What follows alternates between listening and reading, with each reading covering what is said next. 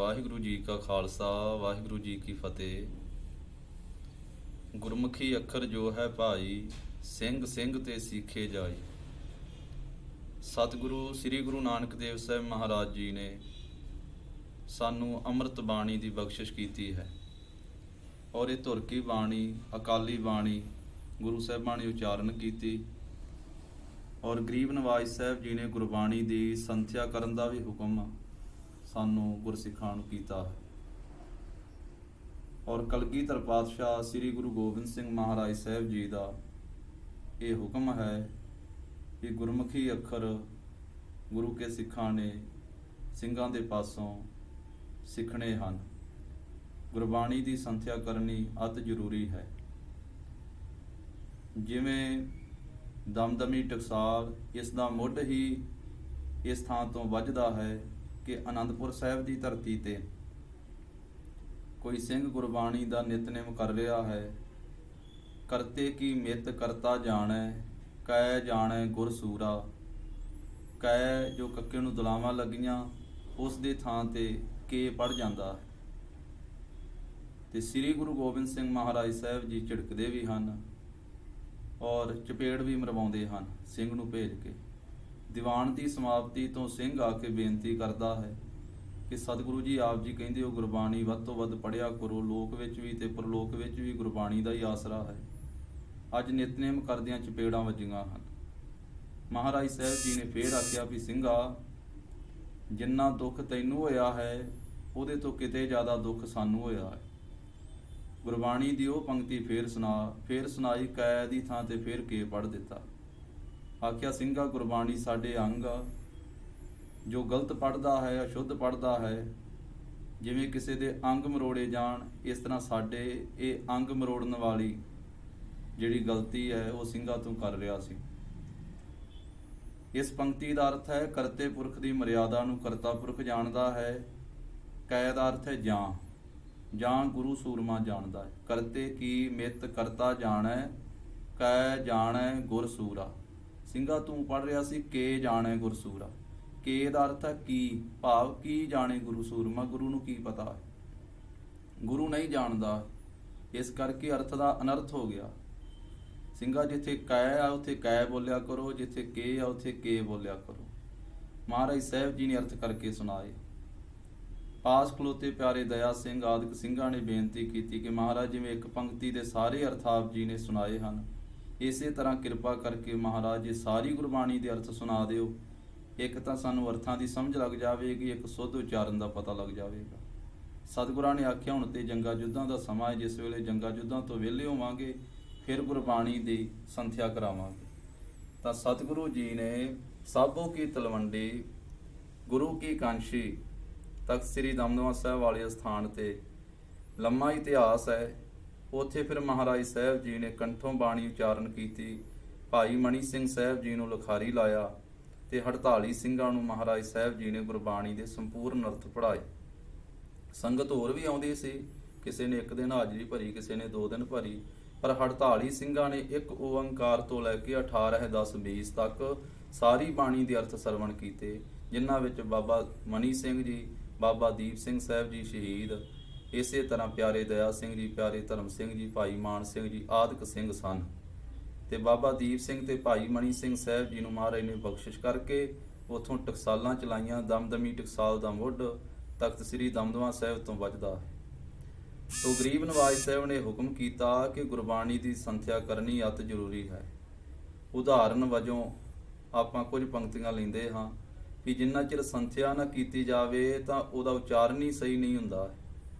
ਜਿਵੇਂ ਗੁਰਬਾਣੀ ਦੇ ਵਿੱਚ ਮੁਕਤੇ ਪਾਦ ਆਉਂਦੇ ਹਨ, ਇਹ ਸੰਥਿਆ ਕਰਕੇ ਹੀ ਮੁਕਤੇ ਦਾ ਉਚਾਰਨ ਦਾ ਪਤਾ ਲੱਗਦਾ ਹੈ।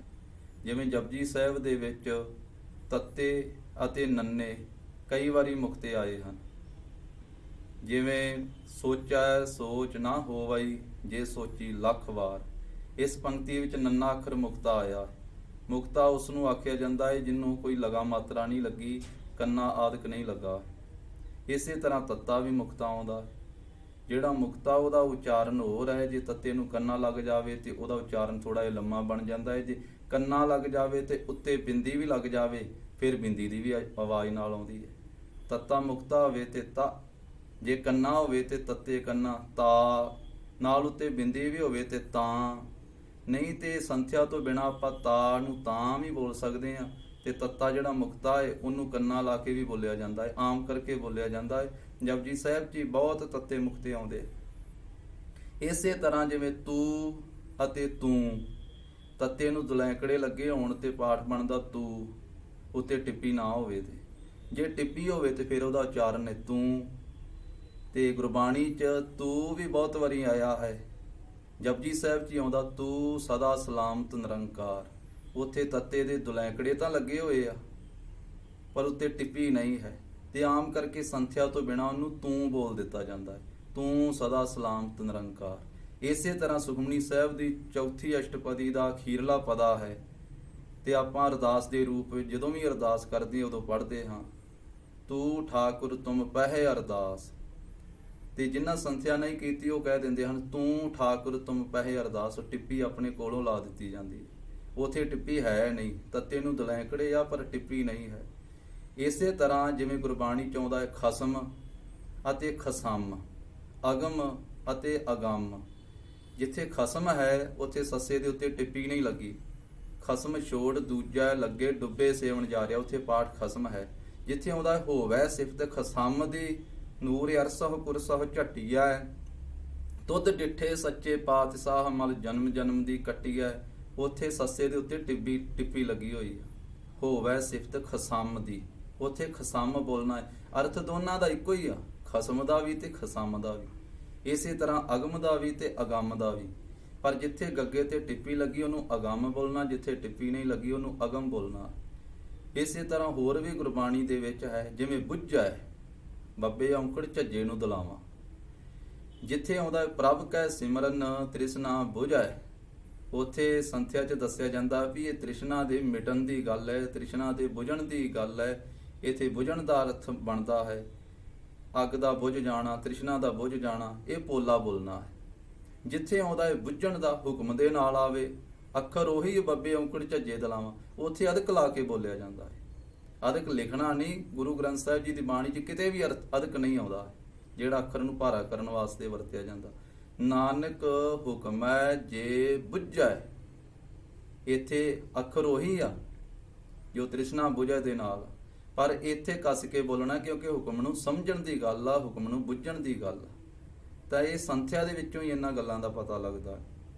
ਜਿਵੇਂ ਆਉਂਦਾ ਹੈ ਪੱਗ, ਜਿੱਥੇ ਪੱਗ ਦਾ ਵਾਚਕ ਹੈ ਦਸਤਾਰ ਦਾ, ਉੱਥੇ ਅਦਕ ਨਾਲ ਬੋਲਿਆ ਜਾਂਦਾ ਹੈ ਭਾਰਾ ਕਰਕੇ, ਤੇ ਜਿੱਥੇ ਹੈ ਪੈਰਾਂ ਦਾ ਵਾਚਕ ਉੱਥੇ ਪੋਲਾ ਬੋਲਿਆ ਜਾਂਦਾ ਹੈ। ਜੇ ਅਦਕ ਲੱਗ ਜਾਵੇ ਤੇ ਸਿਰ ਤੇ ਅੱਪੜ ਜਾਂਦਾ ਹੈ ਪਾਠ, ਤੇ ਜੇ ਪੋਲਾ ਬੋਲੀਏ ਤੇ ਪੈਰਾਂ 'ਚ ਚਲ ਜਾਂਦਾ ਹੈ। ਪ੍ਰਭ ਇਸੇ ਤਰ੍ਹਾਂ ਫਰੀਦਾ ਮੈਂ ਭੋਲਾਵਾ ਪੱਗ ਦਾ, ਮਤ ਮੈਲੀ ਹੋਏ ਜਾਏ, ਉੱਥੇ ਪੱਗ ਦਾ ਵਾਚਕ ਦਸਤਾਰ ਦਾ ਵਾਚਕ ਉੱਥੇ ਭਾਰਾ ਕਰਕੇ ਬੋਲਣਾ। ਤੇ ਜਿੱਥੇ ਪਾਗ ਚਰਨਾਂ ਦਾ ਵਾਚਕ ਆਉਂਦਾ ਉੱਥੇ ਪਾਗ ਪੋਲਾ ਬੋਲਿਆ ਜਾਂਦਾ ਹੈ, ਫਿਰ ਉਹਦਾ ਅਰਥ ਬਣਦਾ ਹੈ ਪੈਰ ਚਰਨ। ਤੋ ਇਸ ਤਰ੍ਹਾਂ ਬਹੁਤ ਪਾਠ ਜਿਹੜੇ ਹਨ ਉਹ ਸੰਥਿਆ ਕੀਤੇ ਤੋਂ ਬਿਨਾ ਕਿਵੇਂ ਉਹਨੂੰ ਪੋਲਾ ਬੋਲਣਾ ਹੈ, ਕਿਵੇਂ ਭਾਰਾ ਬੋਲਣਾ ਹੈ, ਵਜਨਦਾਰ ਬੋਲਣਾ ਹੈ, ਕਿੱਥੇ ਜਮਕ ਲੱਗਦੀ ਹੈ, ਕਿੱਥੇ ਵਿਸਰਾਮ ਲੱਗਦਾ ਹੈ, ਉਹ ਸੰਥਿਆ ਨਾਲ ਹੀ ਪਤਾ ਲੱਗਦਾ ਹੈ। ਤੇ ਗੁਰੂ ਸਾਹਿਬਾਂ ਨੇ ਜਦੋਂ ਗੁਰਬਾਣੀ ਲਿਖਾਈ ਆ ਉਹ ਲੜੀਵਾਰ ਰੂਪ ਵਿੱਚ ਹੀ ਲਿਖਾਈ ਆ।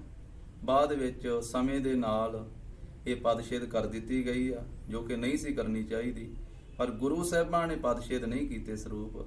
ਜਿਹੜੇ ਸਰੂਪ ਨੂੰ ਗੁਰਿਆਈ ਦਿੱਤੀ ਆ, ਜਾਂ ਬਾਬਾ ਦੀਪ ਸਿੰਘ ਸਾਹਿਬ ਜੀ ਨੇ 4 ਸਰੂਪ ਲਿਖੇ ਹਨ, ਜਿੰਨੇ ਵੀ ਪ੍ਰਾਤਨ ਸਰੂਪ ਸਾਡੇ ਕੋਲੇ ਹਨ ਹੱਥ ਲਿਖਤ ਗੁਰੂ ਸਾਹਿਬਾਂ ਦੇ ਵਕਤ ਦੇ, ਉਹ ਸਾਰੇ ਲੜੀਵਾਰ ਹੀ ਹਨ। ਤੇ ਲੜੀਵਾਰ ਸਰੂਪ ਤੋਂ ਪਾਠ ਉਹੀ ਕਰ ਸਕਦਾ ਜਿਨੇ ਸੰਥਿਆ ਕੀਤੀ ਹੋਵੇ। ਗੁਰੂ ਸਾਹਿਬ ਜੀ ਦਾ ਇਹ ਵਿਸ਼ੇਸ਼ ਹੁਕਮ ਹੈ ਕਿ ਗੁਰਬਾਣੀ ਦੀ ਸੰਥਿਆ ਕਰਕੇ ਹੀ ਗੁਰਬਾਣੀ ਦਾ ਪਾਠ ਕਰਨਾ, ਨਹੀਂ ਤੇ ਅਰਥਾਂ ਦਾ ਅਨਰਥ ਹੁੰਦਾ ਹੈ। ਤੇ ਉਂਝ ਨਹੀਂ ਆਪਾਂ ਸੁੱਧ ਪਾਠ ਕਰ ਸਕਦੇ ਹਾਂ, ਅਤ ਜ਼ਰੂਰੀ ਹੈ। ਜਿਵੇਂ ਸਕੂਲੀ ਪੜ੍ਹਾਈ ਜਿਹੜੀ ਹੈ ਉਹ ਵੀ ਕਰਨੀ ਪੈਂਦੀ ਹੈ, ਇਸੇ ਤਰ੍ਹਾਂ ਗੁਰੂ ਕੀ ਬਾਣੀ ਵੀ ਪੜ੍ਹਨੀ ਪੈਂਦੀ ਹੈ। ਇੱਕ ਤਾਂ ਇਹ ਬੇਨਤੀ ਹੈ। ਦੂਸਰੀ ਬੇਨਤੀ ਹੈ ਵੀ ਜਦੋਂ ਆਪਾਂ ਗੁਰਬਾਣੀ ਪੋਥੀ ਸਾਹਿਬ ਤੋਂ, ਗੁਟਕੇ ਸਾਹਿਬ ਤੋਂ ਪੜ੍ਹਦੇ ਹਾਂ, ਉਸ ਵੇਲੇ ਵੀ ਆਪਾਂ ਸਾਫ਼ ਸਫਾਈ ਦਾ ਧਿਆਨ ਰੱਖਣਾ, ਔਰ ਗੁਰਬਾਣੀ ਪੜ੍ਹਦੇ ਆਪਾਂ ਸਰੀਰ ਦੇ ਕਿਤੇ ਵੀ ਅੰਗ ਤੇ ਹੱਥ ਨਹੀਂ ਲਾਉਣੇ। ਜਿਵੇਂ ਆਪਣੇ ਹੱਥ ਵਿੱਚ ਗੁਟਕਾ ਸਾਹਿਬ ਹੈ ਤੇ ਆਪਾਂ ਉਸ ਵੇਲੇ ਹੱਥ ਕੋਈ ਪੈਰਾਂ ਨੂੰ ਨਹੀਂ ਲਾਉਣੇ, ਜਾਂ ਥੱਲੇ ਮੰਜੇ ਤੇ ਬੈਠੇ ਆ ਜਾਂ ਭੁੰਜੇ ਬੈਠੇ ਆ ਤੇ ਥੱਲੇ ਦਰੀ ਨੂੰ ਹੱਥ ਨਹੀਂ ਲਾਉਣੇ, ਕਿਉਂਕਿ ਥੱਲੇ ਸਾਡੇ ਪੈਰ ਲੱਗਦੇ ਆ। ਉਹ ਪੈਰਾਂ ਵਾਲੇ ਹੱਥ ਜਿਹੜੇ ਅਸੀਂ ਗੁਟਕਾ ਸਾਹਿਬ ਨੂੰ ਨਹੀਂ ਲਾਉਣੇ। ਉਸ ਤਰ੍ਹਾਂ ਆਪਾਂ ਗੁਰੂ ਕੇ ਦਰਬਾਰ 'ਚ ਮੱਥਾ ਟੇਕਣਾ ਹੈ ਤਾਂ ਥੱਲੇ ਹੱਥ ਲਾ ਕੇ ਹੀ ਨਮਸਕਾਰ ਕਰੀਦੀ। ਪਰ ਜਦੋਂ ਅਸੀਂ ਤਾਬਿਆ ਬੈਠ ਕਰਕੇ ਮਹਾਰਾਜ ਸਾਹਿਬ ਜੀ ਦੀ ਹਜ਼ੂਰੀ 'ਚ ਬੈਠ ਕੇ ਪਾਠ ਕਰਨਾ ਜਾਂ ਗੁਟਕੇ ਸਾਹਿਬ ਤੋਂ ਕਰਨਾ, ਫਿਰ ਸਾਡੇ ਕੋਲੇ ਹਜ਼ੂਰੀਆ ਹੈ, ਇਹ ਅਸੀਂ ਥੱਲੇ ਰੱਖ ਕਰਕੇ ਵਰਤਦੇ ਹਾਂ ਵੀ ਥੱਲੇ ਹੱਥ ਜਿਹੜੇ ਸਾਡੇ ਉਹ ਧੂੜੀ ਦੇ ਨਾਲ ਲੱਗ ਕਰਕੇ ਗੁਟਕੇ ਸਾਹਿਬ ਨੂੰ, ਬਾਣੀ ਨੂੰ ਨਾ ਲੱਗਣ। ਸਾਡੇ ਮੱਥੇ ਨੂੰ ਤਾਂ ਚਰਨ ਧੂੜ ਲੱਗੇ, ਪਰ ਉਹ ਧੂੜ ਜਿਹੜੀ ਗੁਰਬਾਣੀ ਨੂੰ ਨਾ ਲੱਗੇ। ਇਹ ਜਿਹੜਾ ਖਿਆਲ ਜਿਹੜਾ ਧਿਆਨ ਰੱਖਣਾ ਚਾਹੀਦਾ ਹੈ। ਇਸੇ ਤਰ੍ਹਾਂ ਬਾਣੀ ਦਾ ਪਾਠ ਕਰਦੇ ਹਾਂ, ਜਦੋਂ ਸਾਡੇ ਕੋਈ ਖੁਰਕ ਹੁੰਦੀ ਹੈ ਜਾਂ ਕੋਈ ਇਸੇ ਤਰ੍ਹਾਂ ਕੋਈ ਵੀ ਸਰੀਰਕ ਹਰਕਤ ਹੈ, ਤਾਂ ਅਸੀਂ ਉਸ ਤਰ੍ਹਾਂ ਨਹੀਂ ਹੱਥ ਲਾਉਣੇ, ਅੱਖਾਂ ਤੇ ਆ ਜਾਂ ਨੱਕ ਤੇ ਆ, ਮੂੰਹ ਤੇ ਆ, ਤਾਂ ਹਜ਼ੂਰੀਆ ਇਸੇ ਕਰਕੇ ਹੈ, ਇਹਦੇ ਨਾਲ ਅਸੀਂ ਇਹ ਵਰਤ ਲੈਣਾ ਹੈ। ਤੇ ਕੰਨ 'ਚ ਖੁਰਕ ਹੋਈ ਤੇ ਇਹ ਵਰਤ ਲੈਣਾ। ਉਸ ਤਰ੍ਹਾਂ ਨਹੀਂ ਵੀ ਉਂਗਲ ਪਾ ਕੇ ਤੇ ਫਿਰ ਆਪਾਂ ਗੁਟਕੇ ਸਾਹਿਬ ਨੂੰ ਵੀ ਲਾ ਦਈਏ, ਇਹ ਧਿਆਨ ਰੱਖਣਾ।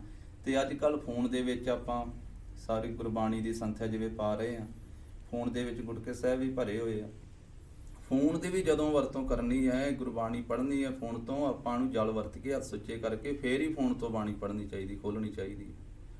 ਤੋ ਇਸ ਕਰਕੇ ਇਹ ਨਹੀਂ ਵੀ ਝੂਠੇ ਮਿੱਠੇ ਰੋਟੀ ਖਾਂਦੇ ਆ, ਚਾਹ ਪੀਂਦੇ ਆ, ਦੁੱਧ ਪੀਂਦੇ ਆ, ਜਦੋਂ ਵੀ ਆਪਾਂ ਫੋਨ ਤੇ ਗੱਲ ਕਰਦੇ ਆ, ਫੋਨ ਨੂੰ ਤਾਂ ਝੂਠੇ ਹੱਥ ਲੱਗਦੇ ਹੀ ਰਹਿੰਦੇ ਆ। ਇਸ ਕਰਕੇ ਜੇ ਗਿੱਲਾ ਕੱਪੜਾ ਫੇਰ ਲਵੇ ਤਾਂ ਵੀ ਵਧੀਆ, ਪਰ ਫੋਨ ਖਰਾਬ ਵੀ ਹੋ ਜਾਂਦਾ ਹੈ। ਤੇ ਇਸ ਕਰਕੇ ਇਹਨੂੰ ਸਾਫ਼ ਕਰਕੇ ਹੱਥ ਸੁੱਚੇ ਕਰਕੇ ਹੀ ਗੁਰਬਾਣੀ ਜਿਹੜੀ ਹੈ ਇਹਦੇ ਤੋਂ ਪੜ੍ਹਨੀ ਚਾਹੀਦੀ ਹੈ। ਕਈਆਂ ਗੁਰਮੁਖਾਂ ਦਾ ਸੁਝਾਅ ਸੀ ਵੀ ਜਿਵੇਂ ਆਪਾਂ ਗੁਰਬਾਣੀ ਦੀ ਸੰਥਿਆ ਪਾ ਰਹੇ ਹਾਂ, ਨਾਲ ਨਾਲ ਗੁਰਬਾਣੀ ਦੀਆਂ ਪੰਕਤੀਆਂ ਵੀ ਪਾਈਆਂ ਜਾਣ। ਉਹ ਇਸੇ ਕਰਕੇ ਨਾਲ ਨਹੀਂ ਪਾਈਆਂ ਵੀ ਕਈ ਵਾਰੀ ਰਾਹ ਵਿੱਚ ਜਾਂਦੇ ਆ ਜਾਂ ਸਫ਼ਰ ਕਰਦੇ ਆ, ਫੋਨ ਤੋਂ ਜਦੋਂ ਪਾਠ ਕੀਤਾ ਜਾਂਦਾ ਹੈ ਤਾਂ ਉਸ ਵੇਲੇ ਉਂਝ ਵੀ ਹੱਥ ਲਾਏ ਜਾਂਦੇ ਆ, ਬਲਕਿ ਹੱਥ ਤਾਂ ਧੋ ਕੇ ਹੀ ਲਾਉਣੇ ਚਾਹੀਦੇ ਆ। ਪਰ ਸਾਰਿਆਂ ਦੀ ਆਪੋ ਆਪਣੀ ਵਿਚਾਰ, ਉਹ ਕਹਿੰਦੇ ਵੀ ਇਹ ਤਾਂ ਵਿੱਚ ਹੀ ਹੈ, ਕਿਹੜਾ ਬਾਰ-ਬਾਰ ਹੈ ਬਾਣੀ। ਪਰ ਫਿਰ ਵੀ ਗੁਰਬਾਣੀ ਦਾ ਵੱਧ ਤੋਂ ਵੱਧ ਸਤਿਕਾਰ ਰੱਖਣਾ ਚਾਹੀਦਾ। ਇਸੇ ਕਰਕੇ ਉੱਤੇ ਗੁਰਬਾਣੀ ਦੀਆਂ ਪੰਕਤੀਆਂ ਨਹੀਂ ਦਿੱਤੀਆਂ ਗਈਆਂ ਜਦੋਂ ਸੰਥਿਆ ਪਾਈ ਆ, ਵੀ ਇਹਦੇ ਤੋਂ ਸਰਵਣ ਕੀਤਾ ਜਾ ਸਕੇ। ਜਦੋਂ ਪੜ੍ਹਨੀ ਹੈ ਉਸ ਵੇਲੇ ਅਦਬ ਸਤਿਕਾਰ ਦੇ ਨਾਲ ਜਲ ਵਰਤ ਕੇ ਹੱਥ ਸੁੱਚੇ ਕਰਕੇ ਫਿਰ ਇਹ ਗੁਟਕੇ ਸਾਹਿਬ ਤੇ ਗੁਰਬਾਣੀ ਪੜ੍ਹੀ ਜਾਵੇ। ਤਾਂ ਇਹ ਕੁਝ ਬੇਨਤੀਆਂ ਗੁਰੂ ਸਾਹਿਬ ਜੀ ਦਾ ਸਾਨੂੰ ਹੁਕਮ ਹੈ ਕਿ ਅਸੀਂ ਗੁਰਬਾਣੀ ਦੀ ਸੰਥਿਆ ਕਰਨੀ ਹੈ, ਗੁਰਬਾਣੀ ਦਾ ਅਦਬ ਸਤਿਕਾਰ ਵੀ ਕਰਨਾ ਹੈ। ਸੋ ਇਹ ਪ੍ਰੇਮ ਸਹਿਤ ਆਪ ਜੀ ਦੀ ਸੇਵਾ 'ਚ ਬੇਨਤੀਆਂ ਕੀਤੀਆਂ। ਵਾਹਿਗੁਰੂ ਜੀ ਕਾ ਖਾਲਸਾ, ਵਾਹਿਗੁਰੂ ਜੀ ਕੀ ਫਤਿਹ।